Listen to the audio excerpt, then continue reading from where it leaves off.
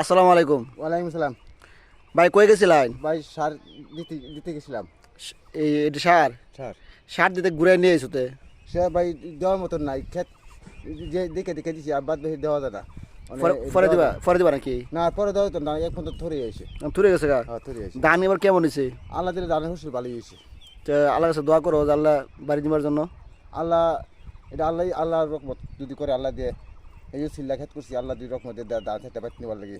এখন তো ধান ধান খাটি করতেছি। ধান ক্ষেত্রে অনেক টাকা খরচ যায়। পাকা অনেক 4-5 হাজার 8-10 হাজার খরচ গেছে গা। অনেক টাকা গেছে গা। তাই আল্লাহ আর জনগণ যারা আছে সবাই আমার বাইরে দোয়া করবেন যে ক্ষেত্রে করছি ঠিক মতো বাড়িতে নিতে পারে নাকি তা।